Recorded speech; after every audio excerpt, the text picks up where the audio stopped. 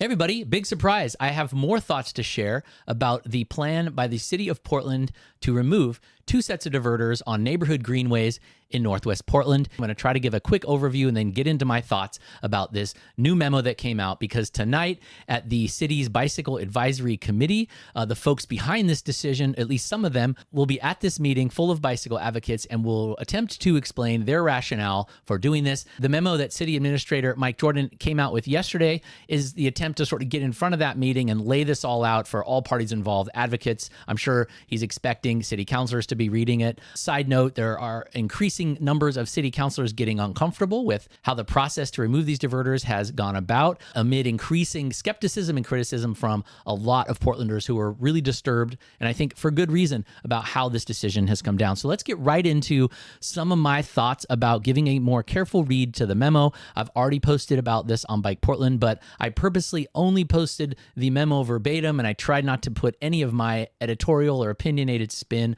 on the memo because I wanted community reaction to be as pure as possible. Highly recommend you go read the 75 so far comments underneath my story yesterday, Monday, about the memo, because there's a lot of, I think, really important insights and really important reactions from reasonable Portlanders who are trying to figure this out. So my thoughts on the memo from City Administrator Mike Jordan that was released on Monday.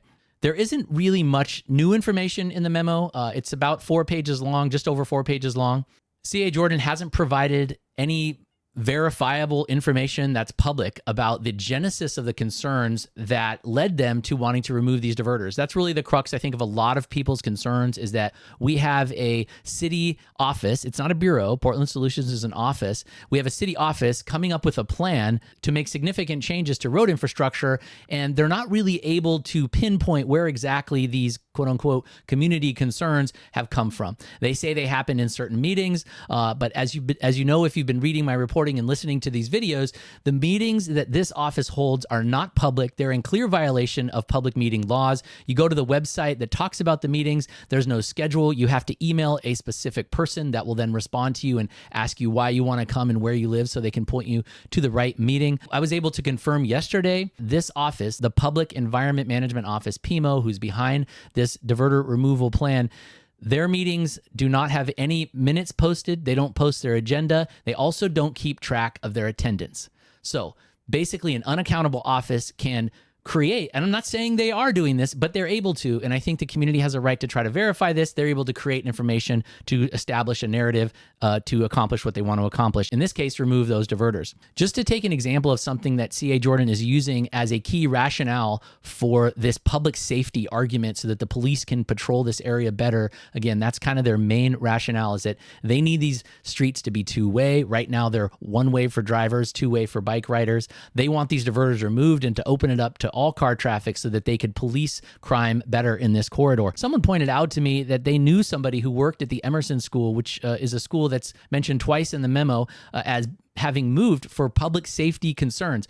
That's not really accurate. It really only shows part of the picture. It's clear if you do a little bit of research that the Emerson School moved because they were in a temporary location in that area, and they moved to a bigger building that they now own and were able to build out to their specifications. So the Emerson School did not necessarily move because of safety concerns. It certainly wasn't the number one reason. I checked a YouTube video from someone that was close to the Emerson School move. I went on the Emerson School website to read about their move and decision to relocate. Neither of those things was a strong message about public safety concerns. It was all about, let's move to a great new building that we can design ourselves and get out of this temporary location. So that's the issue with the Emerson School piece, and I think it's illustrative of other things in the memo where they're just sort of piling on these lists of safety concerns and businesses closing to create this picture that somehow this is such a terrible place that we need to remove the diverters to make it less terrible. The way they're using Emerson School here is similar to, I think, something that folks might be missing, because I published a story about it on a Saturday, but it's this issue with Cooch Park. So Cooch Park is just a few blocks from the diverter. It's between this Fred Meyer that apparently has a lot of crime and Cooch Park, right? So the rationale here is that the police want to be able to zip up and down Northwest 20th between Cooch Park and Fred Meyer to, deal with all these folks that are doing terrible things. So similar to the Emerson School thing, where I think they're sort of manipulating the narrative a little bit to push this plan that they want to have go forward. So what I reported Saturday is that the president of the nonprofit Friends of Cooch Park, This is someone, her name is Kara Cawley. She is somebody who's been in the news for her concerns about open drug use and crime at Cooch Park, right? So someone who's, for all intents and purposes, leading the charge about livability concerns and public safety concerns. She put out an email to their members late on Friday saying that she supports the diverters. Right? So the Friends of Cooch Park, the leader of that organization, says she supports the diverters because, quote, I think calmer, slower traffic makes our neighborhood safer and more visible. I want the PPB to keep our neighborhood safe, and I want the traffic diverters to slow traffic down on 20th. Another thing about the memo that stood out to me is how C.A. Jordan acknowledged that when initially approached with this idea of removing the diverters, staff at the Portland Bureau of Transportation rejected the idea. They did not like the idea at first. The way that C.A. Jordan writes about it in the memo is really interesting. He says that, quote, initially, PBOT recommended the first option, which is to do nothing, maintain the existing diverters and traffic controls. And then the next sentence, however, given the increased access needs and the broader awareness of the extent of public safety related issues, PBOT ultimately recommended the second option, which is the plan that they're moving forward, relocating the diverters and all that sort of stuff. So that part of the memo really validates for me that ultimately PBOT didn't really support these changes at the start, but then when PMO came back to PBOT, it looks like there was obviously like a follow-up email or a follow-up meeting, and let's say a little bit of arm twisting probably. PBOT fell in line and provided PMO with the plans of how to do this. So I think that was really interesting. Another important thing in the memo is how they actually do lay out what their final scope of work is for both intersections. They're basically going to remove the diverters, put it back to a Shero instead of what it is now, which is a car-free lane. Speaking of going back to a Shero to what is now a car-free lane, the removal of that diverter, opening it up to drivers again, is going to create more auto traffic, right? So that being known, when C.A. Jordan in his memo says, quote, these recommendations are presented with the goal of preserving safe bike and pedestrian access. I'm not sure how you maintain safe bike access by opening up the street to drivers. Again, right now it's a car-free lane. If their plan goes forward, it's going to be a shared lane. That is a fact that will be less safe for people on bikes and walkers. So not only do I think it's a fact to state that if they move forward with their plans, the street will be less safe for biking and walking, but an obvious point here is that also goes against every one of our adopted city goals and visions. That's something that's been very unsettling about this, is that not only was this decision made outside the purview of any advocates or bicycle experts or a public process, but what they're trying to do here is not backed up by city policy whatsoever. It's clear city policy that neighborhood greenway streets need to have a lower amount of car traffic because that makes the street safer for biking and walking. And even in the memo, C.A. Jordan mentions that data shows that the diverters on Northwest 20th and Everett have reduced crashes at that intersection. From 5 years of data before they were installed, there were 9 crashes on record. In the 4.5 years since they've been installed, the data says there's only been 3 crashes. So even C.A. Jordan's memo makes it clear that by moving forward with their plan to remove these diverters, it will make the city demonstrably less safe. Additionally, it's important to know that they make it clear they're going to add a stop sign to Everett, which is really interesting. If you look at Everett between 23rd and 19th, it's almost about a half mile or so. There are no stop signs now. Northwest Everett in this location, like between 23rd and 19th, there are no stop signs currently. It's a high volume neighborhood collector street. If you put a stop sign on a very minor street, which Northwest 20th is, that's why it's a neighborhood greenway. If you put a stop sign at that intersection, I know there are concerns, there have to be concerns from PBOT engineers, traffic folks who know that it's going to be a stop sign that is very frequently disregarded. I also think it's important to compare what PMO is wanting to do here with their actual mission statement. Their mission statement says, quote, PMO marshals city programs and services to activate public spaces around Portland. So how does adding more car traffic to streets activate a space, right?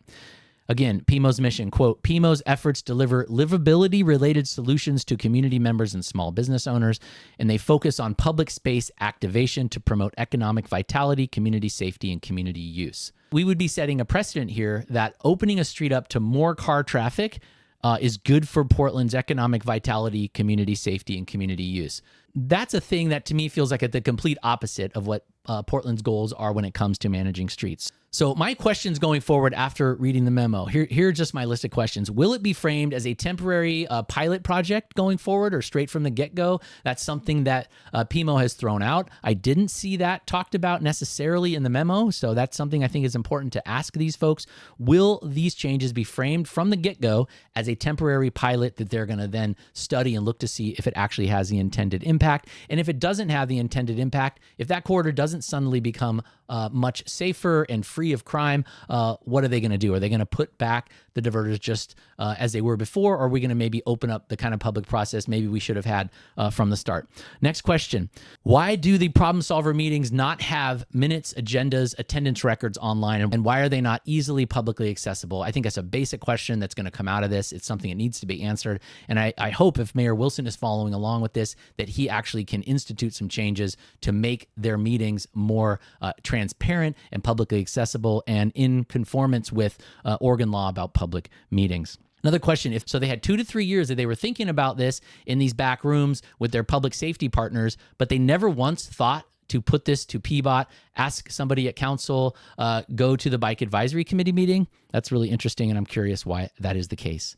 I think it's a really good question to ask PMO and CA Jordan and Mayor Wilson's office, just straight up, will these plans result in a safer street for bicycling and walking? We can talk about trade-offs. I think it's fine to have a conversation about altering some of this infrastructure on neighborhood greenways. It should never be necessarily set in stone, but it's important to answer that question to see if our city is willing to go forward with plans that will make it materially less safe to bike and walk. I think that's an important question to ask. I also want to ask them, if public safety around Cooch Park is such a big driver for this reasoning, why then does the president of the Friends group that oversees Cooch Park, Friends of Cooch Park, why does that person not want these changes to be made? And have they talked to the executive director of that group, Kara Cawley? Have they talked to her, and what do they think about what she has to say, which is leave the diverters in place? Another question I have is, why not just train police to go around the existing diverter? So leave the street essentially as it is. I would definitely daylight the intersection, pull the parking back, which I think they're going to do anyways. But that would give plenty of room for an officer in a patrol car to use their sirens and just go around the existing diverter. I'm not sure if they've considered that or if not, but that is another question I would like to ask. I'm also curious, are there other neighborhood greenways, other diverters around Portland that PMO is also hearing concerns about? If so, which ones are those? That kind of gets to my concern that this will really set a precedent. If this removal happens and gets in the news, the 311 hotline, 911, these problem solver meetings are just going to light up with people from all over Portland that have an axe to grind, that don't like the changes in their neighborhood around streets and the inconvenience they feel around neighborhood greenways. I could see them all coming out of the woodwork saying, yeah, we have public safety problems too. We want ours removed. If that's the case, is PMO going to respond to those the same way? What's going to be the process for determining if we keep diverters in place or not in the future if similar concerns arise? And then finally, when are these changes going to be made? I know there's people still occupying the intersection just in case, and those people have said that they will be willing to have to be forcefully removed if the city wants to come in and remove those diverters. So I think that also underscores just how many people in the community oppose this plan, and how I do not think PMO, the mayor's office, or city administrator Jordan fully appreciate how important this infrastructure is to a lot of Portlanders and how much it's appreciated. And they underestimated how much pushback there would be on this. I've been trying to give them some room to back down from this position and come out with this in a way that's a little bit more democratic and maybe find an alternate solution. So far, they haven't been willing to do that, and they do plan on moving forward from what I hear. So I think that's most of my thoughts for now. I would highly recommend everybody reading the comment thread on the Bike Portland post about the memo if you want to learn a bunch more really good insights from, I think, a lot of really insightful and smart folks. I appreciate everybody for commenting there, and I will see you tonight at the Bicycle Advisory Committee meeting. It's at the City of Portland building on Southwest 5th from 6 to 8 p.m. Thanks for watching.